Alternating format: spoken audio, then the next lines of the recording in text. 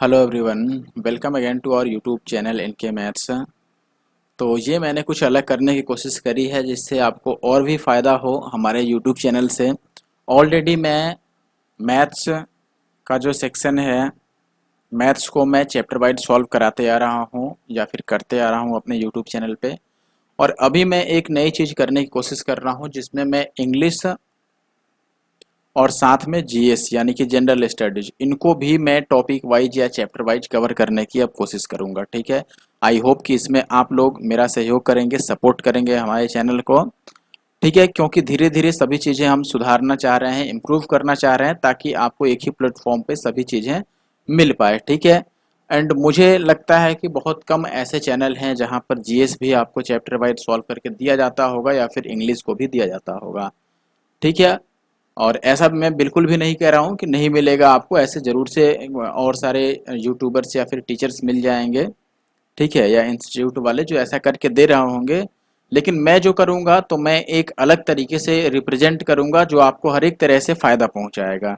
ठीक है, क्योंकि अगर मैं जीएस भी सॉल्व करता हूँ तो मैं कोशिश करता हूँ कि और जितनी चीज़ें मैं बता सकता हूँ उसको जितना इलेबोरेट कर सकता हूँ उतना मैं इलेबोरेट करता हूँ, और उतने भी फैक्ट्स मैं शामिल करने की कोशिश करता हूँ, और वही सारे अदर फैक्ट्स में शामिल करने की कोशिश करता हूँ जो आपके एग्जाम के पॉइंट ऑफ व्यू से इंपॉर्टेंट होते हैं। ठीक है, तो ये चीज़ ध्यान रखिए, अगर मैं इंग्लिश भी सॉल्व करूंगा तो इसमें वो सारी चीज़ें मैं कवर करूंगा जो आपके एग्जाम के पॉइंट ऑफ व्यू से इंपॉर्टेंट होंगी। ठीक है, तो आई होप कि आप हमारे चैनल और इस वीडियो को सपोर्ट करोगे और लाइक और शेयर करोगे। ठीक है, अगर आप हमारे यूट्यूब चैनल इनके मैथ्स पे नए हैं तो जरूर से सब्सक्राइब कर ले ऐसे और भी वीडियो देखने के लिए। इससे पहले मैं मैथ्स को चैप्टर वाइज सॉल्व करा रहा हूँ, सिलेक्शन पोस्ट का भी, आईसीएआर का जो पेपर हुआ है वो भी। ठीक है, और बाकी किसी और पेपर के लिए आप मुझे कमेंट करके बता सकते हैं। ठीक है, लेकिन आई होप कि आप उल्टे सीधे कमेंट नहीं करोगे इस वीडियो के नीचे, और आप जहां तक हो सके चैनल को सपोर्ट करोगे। इस वीडियो में मैं वन वर्ड सब्स्टिट्यूशन के सारे क्वेश्चन कवर करने वाला हूं जो सिलेक्शन पोस्ट फेज 11 का पेपर हुआ है जून 2023 में उसके। ठीक है, ध्यान रखिए इसमें 10th लेवल प्लस में 12th लेवल और प्लस में ग्रेजुएशन लेवल, तीनों लेवल के क्वेश्चन मैंने शामिल किया है। ऐसा नहीं है कि केवल ग्रेजुएट लेवल वाला है या फिर केवल 12th वाला है या केवल 10th वाला है। ठीक है, तो आगे बढ़ता हूँ और पहले क्वेश्चन से मैं स्टार्ट करता हूँ। ठीक है, फिर भी अगर कहीं मेरे से मिस्टेक हो जाए, चूंकि ये मैथ्स नहीं है तो इट मे बी कि कहीं मेरे से मिस्टेक हो जाए तो डेफिनेटली आप मुझे कमेंट करके बता सकते हैं। ठीक है, फर्स्ट क्वेश्चन जो है अपने पास, अब देखो आजकल जो एसएससी ने एक रूल पकड़ लिया है कि एक सेंटेंस भी साथ में लिख देता है। तो मैं चाहूंगा कि पहले आप जो अंडरलाइन पार्ट है केवल इसी को पढ़ के और कोशिश करें सॉल्व करने का, क्योंकि अगर ये वाला चीज पहले आपने पढ़ रखा है तो आपके लिए आसान हो जाता है। आप इतना लाइन नहीं भी पढ़ोगे तो आप उसका टाइम सेव कर पाओगे उतना। ठीक है, लेकिन अगर आपको ये पढ़ने से नहीं समझ आता है तब आप पूरा पढ़ो। ठीक है, जैसे यहाँ पर कह रहा है कि the war resulted is ruthless killing of many people, तो ओवरऑल तो हमें इसी का वन वर्ड बताना है, किलिंग ऑफ मैनी पीपल। ठीक है, यानी कि एक साथ कई लोगों को मारना। ये क्या कहलाता है? देखो, किलिंग ऑफ मैनी पीपल जो है ऑप्शन में आपके पास दिया है सैक्रिलेज, फैट्रिसाइड या फिर कार्नेज या फिर मर्डर। मर्डर तो होगा नहीं, मर्डर एक आदमी को मारेंगे तो भी मर्डर होता है, दो को मारो तो भी मर्डर, और बहुत सारे लोगों को मारो तो उसके लिए स्पेशल वर्ड्स आ जाते हैं। ठीक है, फैट्रिसाइड क्या होता है? साइड आपने पढ़ा होगा, साइड यानी कि मृत्यु, और फैट्री फादर से रिलेटेड है, फादर बोल रहा हूँ सॉरी, ब्रदर से रिलेटेड है। ठीक है, ब्रदर से रिलेटेड है यानी कि फैट्रिसाइड है आपका किलिंग ऑफ ब्रदर्स। ठीक है, किलिंग ऑफ वंस ब्रदर, यानी कि कोई अपने ब्रदर को किल कर रहा है तो वहां पर हम फैट्रिसाइड यूज करते हैं। ऐसे matricide killing of mother, patricide killing of, sorry patricide हुआ तो वहां पर किलिंग ऑफ फादर आ जाएगा। ठीक है, सैक्रिलेज क्या होता है? सैक्रिलेज, सेक्रेड आपने पढ़ा होगा, सेक्रेड मतलब होता है दोस्तों पवित्र। ठीक है, और सैक्रिलेज का मतलब हुआ पवित्र चीजों को तोड़ना फोड़ना या उसके बारे में अपशब्द बोलना। ठीक है, जैसे पवित्र वस्तुओं से मतलब है कोई मंदिर हो गया, मस्जिद हो गया, किसी भी धर्म का जो सेक्रेट चीज है या पवित्र चीजें हैं या स्थल है उसको तोड़ फोड़ करना या उसके बारे में उल्टे पुल्टे बात बोलना, वो होता है सैक्रिलेज। ठीक है, अब बचता है हमारे पास कार्नेज। कार्नेज का मतलब होता है violent killing of many people, यानी कि इसका जो सही आंसर है वो है ऑप्शन थर्ड। मैं डायरेक्ट आपके सही आंसर पर भी आऊंगा। ये जैसे मैंने एक मूवी का पिक्चर लगा रखा है, आप देखोगे यहाँ पे कार्नेज वर्ड यूज किया गया है। ठीक है, कार्नेज का मतलब होता है वायलेंट किलिंग, वायलेंटली बहुत लोगों को मारना, वो होता है कार्नेज। ठीक है, इसके लिए और भी वर्ड्स हैं जो पहले एसएससी सीजीएल में पूछे जा चुके हैं। जैसे सीजीएल प्री में ही इसी बार आया हुआ था एक वर्ड, मैं आपको बताता हूं, मैसेकर। ठीक है। अब जो मैसेकर वर्ड है इसका स्पेलिंग टेस्ट में पूछा गया था कि इसकी स्पेलिंग क्या होगी। हालांकि मैसेकर का मतलब भी होता है किलिंग ऑफ मैनी पीपल, और इस नाम की एक मूवी भी है हॉलीवुड में, अगर शायद आपने में से किसी ने सुना हो, मैसेकर नाम की। ठीक है, और ये पहले आ चुका है, दो दो बार आ चुका है स्पेलिंग टेस्ट में, सीजीएल प्री में ही। ठीक है, ये चीज ध्यान रखिए। इसके लिए एक बुचरी वर्ड भी आता है।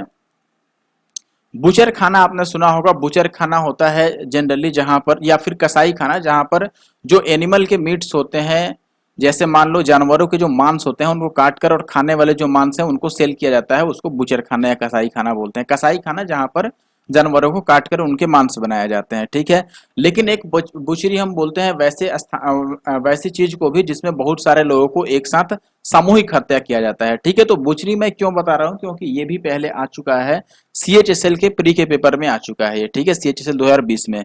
तो ये चीजें आप याद रखिए। अब ये दोनों वर्ड मैंने इसलिए बता दिया क्योंकि ये पहले आ चुके हैं।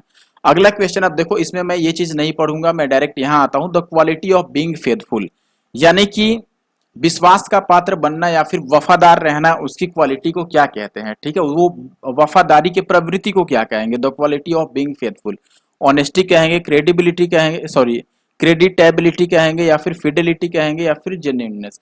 देखो जेन्युइन तो चीज होता है, जेन्युइन पर्सन होता है, जेन्युइन चीज होता है, लेकिन जेन्युइननेस को हम ये नहीं कहेंगे कि ये क्वालिटी ऑफ बीइंग फेथफुल हो गया।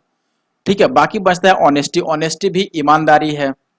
ठीक है, अब कोई ईमानदार व्यक्ति है, ईमानदारी है, तो उसको क्वालिटी ऑफ बीइंग फेथफुल हम कहेंगे या फिर नहीं कहेंगे। अब देखो ऑनेस्टी में और फेथफुल में क्या अंतर है। देखो फेथफुल तो कहीं ना कहीं वफादारी की बातें आ रही है। अब ऑनेस्टी, मान लो अगर एक मैं ये बोलूं कि देखो भाई ये है एक व्यक्ति ए और ये है एक व्यक्ति बी, और सी जो है वो बी का दोस्त है। अब सी जो बी का दोस्त है, अब अगर मैं ये कहूं कि ये ईमानदार है, ठीक है, अब और डी को मैं बोल रहा हूं कि देखो डी जो है वो ए का दोस्त है और डी जो है ये वफादार है, ये फेथफुल है। ठीक है, और ये ऑनेस्ट है। अब फर्क क्या होगा, मान लो एक जगह मैंने बोला कि बी जो है इसने कोई गलत काम कर दिया। ठीक है, अब गलत काम कर दिया गया तो सी चूंकि इसका दोस्त है, अगर सी से पूछा जाए कि भाई बताओ क्या बी ने गलत काम किया है, तो ये तो ईमानदार व्यक्ति है, ये ईमानदारी पूर्वक कहता है कि हाँ बी ने गलत काम किया है। लेकिन यही अगर ए गलत काम कर दे और डी से पूछा जाए कि भाई बताओ क्या ए ने गलत काम किया है, तो डी जो है वो ए का वफादार है, तो वो ये नहीं कहेगा कि गलत काम करेगा किया है, बल्कि ये इसके पक्ष में बोलेगा। ठीक है, यानी कि ए का पक्ष लेगा ये और उसको बचाने की कोशिश करेगा। वफादार का मतलब ये होता है जो आपके तरफ से बोले। ठीक है, वो आपके तरफ मतलब आपके प्रति वफादार हो। ठीक है, चाहे आप गलत हो या सही हो, लेकिन वो आपके प्रति वफादार होगा।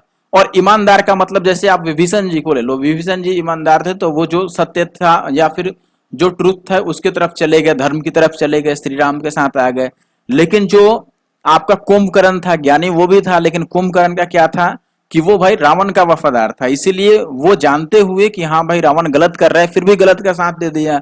क्यों? क्योंकि वो वफादार व्यक्ति था वहां पर। तो ये वफादार और ईमानदार में अंतर हो जाता है यहाँ पर। तो ऑनेस्टी यहाँ पर आंसर नहीं हुआ क्योंकि वफादारी की बात की जा रही है। अच्छा, क्रेडिटेबिलिटी में क्या है, अगर आप रूट वर्ड देखो, क्रेडिट, क्रेडिट किसको देते हैं हम, जब कोई किसी की प्रशंसा करते हैं तो उसको क्रेडिट देते हैं। तो क्रेडिटेबिलिटी जो होता है ये होता है प्रशंसनीय, यानी कि किसी की प्रशंसा करना। ठीक है, और फिडेलिटी में देखो जो फिडे है, फिडे होता है ट्रस्ट, किसी पर ट्रस्ट करना। ठीक है, भरोसा करना। तो फिडेलिटी जो है इसका मतलब होता है वफादारी। यहां पर जो सेकंड का सही आंसर होगा वो ऑप्शन थर्ड होगा, फिडेलिटी। ये चीज आप याद रखिएगा। ठीक है, और फिडेलिटी भी इससे पहले एफसीआई के क्वेश्चन में आ चुका है। फिडेलिटी की साइनों की अगर आप बात करोगे, लॉयल्टी, लॉयल्टी भी आपका सीजीएल में आ चुका है। मैं बता दूं आपको 2022 में शायद आया हुआ था। फेथफुलनेस भी हो जाएगा। ठीक है, क्रेडिबिलिटी भी हो जाएगा। देखो एक वर्ड होता है क्रेडिबिलिटी, क्रेडिबिलिटी। ठीक है, क्रेडिबिलिटी होता है जिस पर आसानी से भरोसा किया जा सके। तो क्रेडिबिलिटी और जो आपका क्रेडिटेबिलिटी है, दोनों में अंतर है, ये ध्यान रखिएगा। ठीक है, और ये दोनों तीनों वर्ड जो मैं अलग से बता रहा हूं वो पहले पेपर में आ चुके हैं। अगला क्वेश्चन है आपके, in a friendly and peaceable manner. Friendly और पीसीएबल मैनर का मतलब क्या हुआ, दोस्ताना और शांतिपूर्वक। अगर सीधा सीधा भाषा में आप बात करें तो ऑप्शन है पहला एब्सर्डली, दूसरा है एमिकेबली, और फिर एश्योरली और अपेरेंटली। अब देखो यहाँ पर ये जो एक्स्ट्रा चीजें लिखी हुई हैं इसको पढ़ने का भी मतलब नहीं बनता है, क्योंकि आप बस ये अंडरलाइन वाला पार्ट ही पढ़ के समझ जा रहे हो कि ये पूछना क्या चाह रहा है। मतलब एक फ्रेंडली और पीसीएबल मैनर होना, उसको हम क्या कहेंगे? फ्रेंडली है तो आप फ्रेंडली से पहले देखो, जैसे मैं बात करूं एब्सर्डली की, एब्सर्डली क्या होता है दोस्तों? एब्सर्डली होता है इलॉजिकल। ठीक है, इलॉजिकल बातें, एब्सर्ड बातें, इलॉजिकल। और ये भी पहले आया हुआ है, इसीलिए ध्यान रखिएगा, इलॉजिकल, अतार्किक, यानी कि बेवकूफी भरी बातें या फिर जिसमें कोई तर्क ना हो, ऐसी बातें। एश्योर्डली तो अलग चीज हो गया। अच्छा, अपेरेंटली की बात करें, अपेरेंटली होता है कि जो आपने सुना हो या फिर देखा हो उसी अनुसार कोई चीज पाया जाना। जैसे मान लो मैंने देखा कि भाई ताजमहल मैंने सुना है बहुत खूबसूरत है और मैं गया ताजमहल देखने, तो वो सच में वैसा ही जैसा मैंने लोगों से सुना है या किताबों में पढ़ा है वैसे ही वहां देखने को मिला, तो ये हुआ अपेरेंटली। अपेरेंटली मतलब जो हम सुने हो किसी चीज के बारे में या जो पढ़े हो वैसा ही वहां पर जाने पर आपको वही चीज मिलना। ठीक है, और इसका एक बहुत अच्छा सिनोनिम है जो आप याद रख सकते हैं, CHSL 2020 में आया है, दैट इज सिमिंगली। ठीक है, सिमिंगली। अच्छा देखो, एमिकेबल क्या होता है? अब एमी का मतलब होता है लव या फिर भरोसा या फिर दोस्ताना। लव का मतलब दोस्त भी होता है, आपको पता होना चाहिए। ठीक है, तो यहाँ पर एमिकेबली का मतलब होता है फ्रेंडली। ठीक है, अगर इसके मैं साइनों की बात करूं तो इसका जो सिनोनिम होगा वो होगा फ्रेंडली। ठीक है, और यही इसका सही आंसर है, option second will be the answer. सभी मैं देखो हर एक ऑप्शन को इसीलिए बता रहा हूं कि उससे रिलेटेड अगर कोई क्वेश्चन पहले आया है तो वो मैं आपको बता सकूं। अगला क्वेश्चन है, देखो अब इसमें पूरी लाइन हमें पढ़नी पड़ेगी। Social organisation where males are heads of family, यानी कि ऐसा ऑर्गेनाइजेशन जहां पर जो हेड है वो कोई मेल हो यानी कि पुरुष हो। ठीक है, अब इसमें एक चीज देखिए, सबसे पहले अगर आपने ये चीज पढ़ा हो जहां पर बात आती है सरकार चलाने की, ठीक है, govern by someone, govern by something, sorry something नहीं, सम पीपल। ठीक है, तो वहां पर क्या लगता है, आर्की का जो रूट वर्ड है वो यूज होता है। जैसे मान लो हायरार्की हो गया आपका, पैट्रियार्की हो गया, मैट्रियार्की हो गया। ठीक है, या मोनोआर्की होता है। मोनो यानी कि एक आदमी द्वारा अगर गवर्नमेंट चलाई जाती है या फिर एक आदमी जो है वो पूरे पर शासन चलाता है तो मोनोआर्की बोलते हैं। ठीक है, अच्छा देखो, एक तो ये बिल्कुल अलग शब्द है, आपने पॉलीगैमी, गैमी जानते होगे, गैमी जो रूट वर्ड है इसका मतलब होता है मैरिज और पॉली मतलब होता है मैनी। पॉली मतलब जैसे पॉलीगन यानी कि कई सारे भुजाओं वाला। ठीक है, तो पॉलीगैमी होता है जिसकी कई सारी शादियां होती हैं, जो एक से अधिक शादी करता है या फिर दो से अधिक आप कह सकते हैं, दो से अधिक, उसको हम पॉलीगैमी बोलते हैं। ठीक है, मैट्रिक मतलब मैंने बताया था जैसे मैट्रिसाइड यानी माता की हत्या, वही बात यहाँ पर है। मैट्री आर्की, आर्की यानी कि रूल करना, शासन करना। ठीक है, या फिर शासन चलाना, और मैट्री यानी कि महिला यहाँ पर। ठीक है, यहाँ पर महिलाएं शासन चलाती हैं या फिर महिला प्रधान जो चीज होता है, जैसे मान लो कोई फैमिली है वो महिला प्रधान है, वहां पर जो माता है वो फैमिली की मालिक है तो उसको हम मैट्रियार्की बोलेंगे। या फिर कोई कंट्री है जहां पर महिला जो है वही शासन कर रही है तो भी हम उसको मैट्रियार्की बोलेंगे। पैट्रियार्की यानी कि जो पुरुष प्रधान हो, जैसे ये क्वेश्चन पूछा है, कोई सोशल ऑर्गेनाइजेशन जहां पर जो मेल हो वो हो हेड हो फैमिली का, तो अगर मेल जो है वो हेड है तो पैट्रियार्की हो गया। ठीक है, और मैट्रियार्की जब फीमेल हेड होगी। हायरार्की क्या होता है, ऐसा शासन जिसमें जो रैंक होल्डर होते हैं, रैंक के अकॉर्डिंग जो क्लासिफाई करके और वहां पर सरकार चलाने के लिए या फिर मान लो हेड चुना जाता है रैंक के आधार पर, उसको हम बोलते हैं हायरार्की। जैसे रैंक में भी हायरार्की होता है, पोस्ट की हायरार्की, जैसे पुलिस विभाग में कि एसआई है, उससे ऊपर इंस्पेक्टर है, उससे ऊपर ऐसे कमांडेंट वगैरह ऐसे चलता है, तो वो हायरार्की हो गया। ठीक है, रैंक के अकॉर्डिंग वो हायरार्की है। नेक्स्ट क्वेश्चन है, building containing interesting rare and old objects. बताओ ऐसा बिल्डिंग जहां पर ओल्ड और रेयर ऑब्जेक्ट्स को रखा जाता है उसको क्या बोलते हैं? म्यूजियम, ऑडिटोरियम, स्टॉक रूम या फिर मेंशन। सबसे पहले स्टॉक रूम नहीं होगा, क्योंकि स्टॉक रूम आप जानते हैं जिसमें हम, स्टॉक रूम में हम किसी भी चीज का स्टॉक रखते हैं। ठीक है, तो वो स्टॉक का मतलब ऐसा नहीं कि उसमें हम रेयर और जो ओल्ड ऑब्जेक्ट्स हैं उनको रख दें। ठीक है, रेयर का मतलब कि पुरानी चीजों को जहां पर सजा के रखा जाता है, इंटरेस्टिंग चीजों को रखा जाता है। ऑडिटोरियम हो गया आपका सभागार जहां पर सभाएं की जाती है, तो ऑडिटोरियम में तो बेसिकली पीपल ही रहते हैं या फिर दर्शक रहते हैं, आपके ऑडियंस रहते हैं। और मेंशन और म्यूजियम बचता है आपका। म्यूजियम अगर आप जानते होगे तो डेफिनेटली इसका आंसर म्यूजियम ही होगा। म्यूजियम यानी कि संग्रहालय जिसको हम हिंदी में बोलते हैं, जहां पर संग्रह किया जाता है, कलेक्ट किया जाता है अलग अलग पुरानी चीजों को, उसको म्यूजियम बोलते हैं। ठीक है, और बहुत जगह आपने म्यूजियम का नाम सुना भी होगा। बाकी अगर मैं बात करूं मेंशन की, तो मेंशन होता है कोई सी भी हवेली, या फिर आप बोल सकते हो कोई पैलेस। ठीक है, बड़ी हवेली जो होता है बेसिकली उसको हम बोलते हैं मेंशन। हवेली पे आना आपने सुना होगा। तो ये जैसे आप फिगर देख रहे हैं, ये म्यूजियम का फिगर है, इसमें ये पुरानी चीजें जो हैं उसको सजा के रखा गया है लोगों के देखने के लिए। अगला क्वेश्चन है something which last for ever. Last for ever का मतलब जो हमेशा के लिए रहे, लास्ट करे फॉर एवर यानी कि हमेशा तक वो रह जाए, कभी खत्म ही ना हो, ऐसा चीज है। ठीक है, तो लास्ट फॉर एवर का मतलब जो हमेशा रहे। ऑप्शन है मेमोरेबल, इटर्नल, या फिर पर्टिनेंट, या फिर ट्रांजिटरी। सबसे पहले अगर मैं बात करूं ट्रांजिटरी की, ट्रांजिटरी क्या होता है? क्षणिक, यानी कि बहुत कम समय वाला। ठीक है, जैसे आपने पढ़ा होगा फिजिक्स में एक इंस्टेंटेनियस स्पीड होता है, ठीक है, यानी कि तात्क्षणिक वेग या फिर तात्क्षणिक चाल। तो वो क्षणिक यानी कि बिल्कुल एक छोटे समय के लिए, बिल्कुल स्मॉल पीरियड ऑफ टाइम के लिए, वो होता है ट्रांजिटरी। जैसे ट्रांजिटरी कोई भी चीज होने का मतलब कि वो हमेशा बदलते रहेगा, बहुत कम समय के लिए वो रुकेगा, वो ट्रांजिटरी होता है, बहुत कम टाइम के लिए। पर्टिनेंट क्या होता है? पर्टिनेंट का मतलब रेलेवेंट टू समथिंग, या फिर रेलेवेंट आप डायरेक्ट बोल सकते हो। जो रेलेवेंट होता है उसी को हम पर्टिनेंट बोलते हैं। इसका एक एंटोनेम आप एप्ट भी याद रख सकते हो। ठीक है, मेमोरेबल यानी कि यादगार। ठीक है, मेमोरेबल चीजें जैसे आपकी लाइफ में कोई ऐसी चीजें होती हैं जो मेमोरेबल होती हैं, जो याद रखने योग्य होती हैं। मेमोरी यानी कि याद करना, मेमोरेबल यानी कि याद करने योग्य। ठीक है, जिसे आपको याद रखना चाहिए। इटर्नल क्या होता है? इटर्नल होता है अनंत, शाश्वत, जो हमेशा सत्य रहता है वो। अनादि जिसको हम बोलते हैं, अनादि यानी कि जिसकी कोई आदि और अंत नहीं हो। जैसे मैंने यहाँ पर लॉर्ड शिवा का तस्वीर लगा रखा है, इमेज लगा रखा है भगवान शिव को, जिनको हम अनादि और अनंत बोलते हैं। ठीक है, तो इटर्नल का मतलब जो हमेशा रहे। इनका एक सॉन्ग है पहले का, शायद आपने नहीं सुना होगा, उसमें इन्होंने बोला है कि आई एम इटर्नल। ठीक है, या फिर आपने कहीं और पढ़ा होगा, तो इटर्नल का मतलब होता है जो हमेशा के लिए रहे। ठीक है, अनंत। चिरकालिक आपने हिंदी में वर्ड सुना होगा।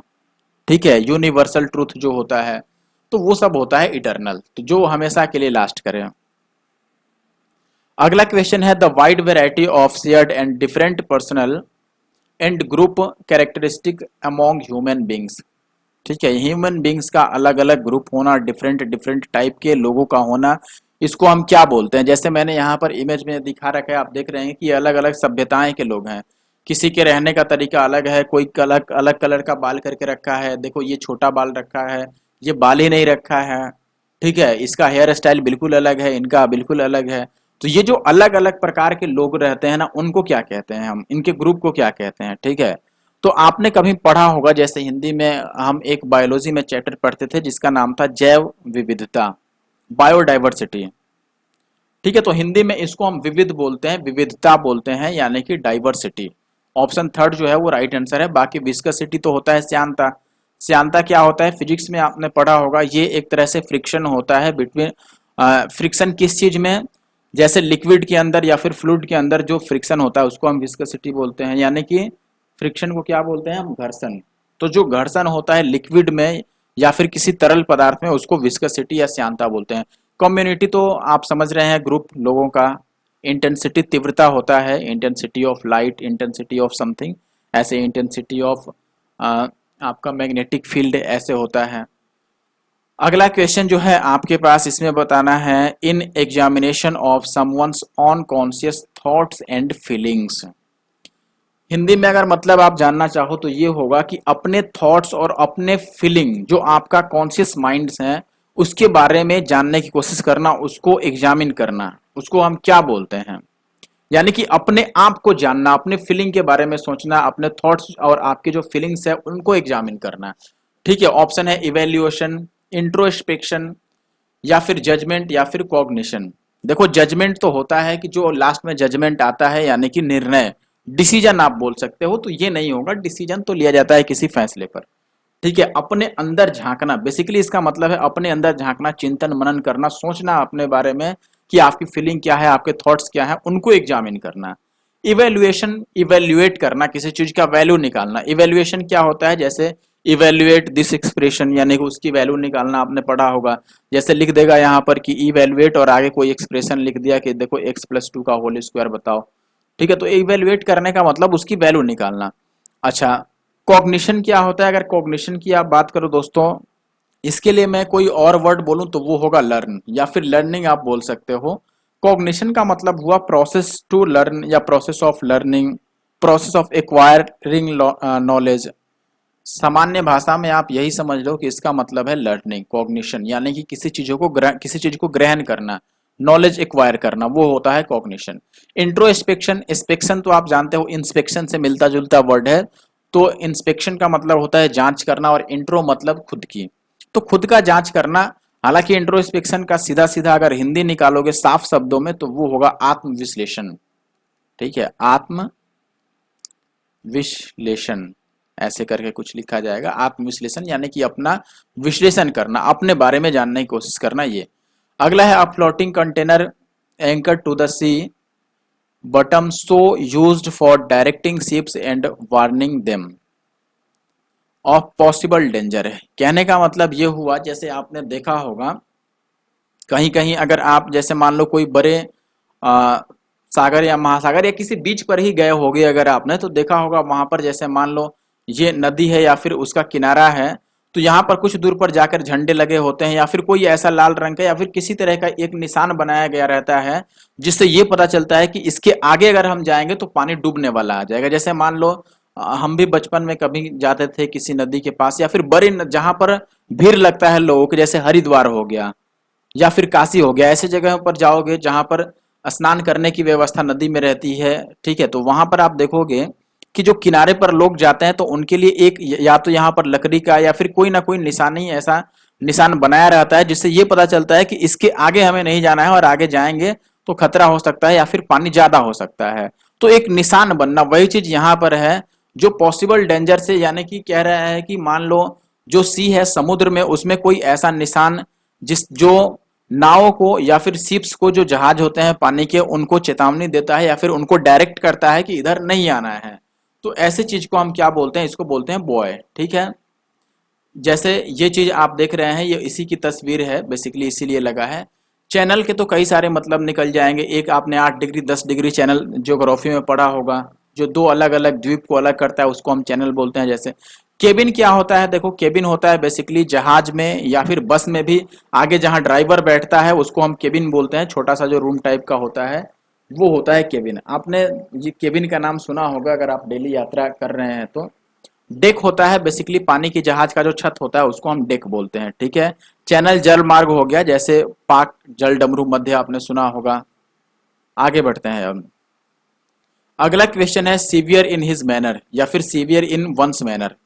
सीवियर का मतलब होता है कोई अपने मैनर में मतलब बिल्कुल दृढ़ होना अपने मैनर के प्रति। ठीक है, स्ट्रिक्ट होना, यानी कि जो मेरा मैनर है मैं बिल्कुल वैसा ही करूंगा। जैसे यहाँ पर आप पूरा ये सेंटेंस पढ़ के भी ये समझ सकते हो। पहला ऑप्शन है आपके पास ऑस्टियर, ऑथेंटिक। ऑथेंटिक तो नहीं होगा। देखो ऑथेंटिक का मतलब क्या होता है? ऑथेंटिक का मतलब शुद्ध, अच्छा किसी चीज के बारे में। ऑथेंटिक का मतलब होता है सही, यही होता है ना ऑथेंटिक। फेथफुल तो वफादार हो गया। प्रिसाइज, प्रिसाइज क्या होता है? प्रिसाइज का मतलब होता है सटीक या फिर बिल्कुल जितना चाहिए उतना। प्रिसाइज करना किसी चीज को, यानी कि संक्षिप्त बात को संक्षिप्त में बोलना उसको, या फिर सटीक जितना आंसर है उतना ही बताना है, ये होता है प्रिसाइज। ठीक है, बिल्कुल स्पष्ट। एग्जैक्टली आप बोल सकते हो, प्रिसाइज का मतलब हुआ एग्जैक्टली। ठीक है, या फिर आप एक्यूरेट भी बोल सकते हो।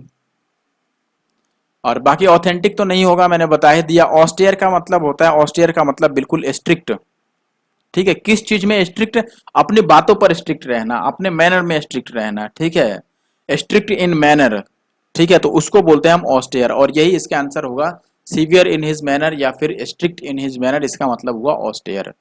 ठीक है, इसका एक सिनोनिम आप चाहो तो याद रख सकते हो, बहुत अच्छा है और पहले ये आ चुका है एपीएफओ के पेपर में। प्यूरिटेंशियल। ठीक है, प्यूरिटेंशियल।